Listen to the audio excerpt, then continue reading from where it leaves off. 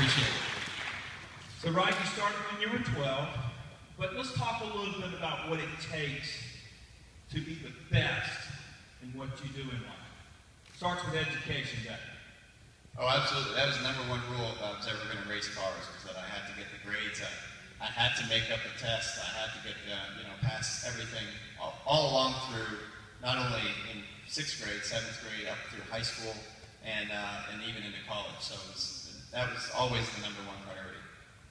And what a lot of you don't understand or realize, I didn't, is that when you're a race car driver, it takes a team of people to win. How many teammates do you have? Well, so on the number one car here, which is from last year, this year my number is 28. We ran the number one because we won the championship in 2012. So in 2013, we had the opportunity to run the number one. But you can see the crew members in the background there. There's no less than 15 guys just on my team that prepare the car. And then there's engineers. Just on my car alone, there's 4 engineers that I work with every minute of the day during the race weekend just to prepare this car and to make it race ready. So I would be nowhere without the team. I rely on them.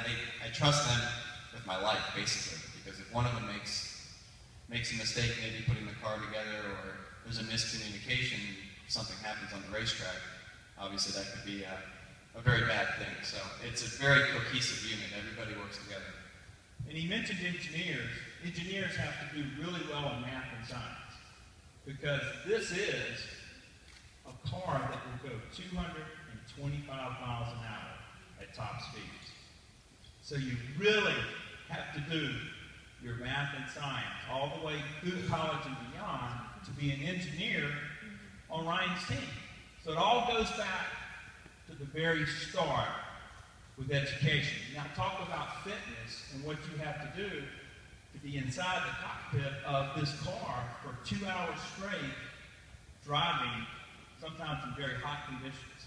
Well, like you mentioned on the education side of it, even the drivers have to have a pretty good background in mechanical engineering, just to understand how the cars work and why they work. If you're a race driver and you're in the car and you do something to it and it makes a reaction, you have to understand why. You can't just come back in and say, hey,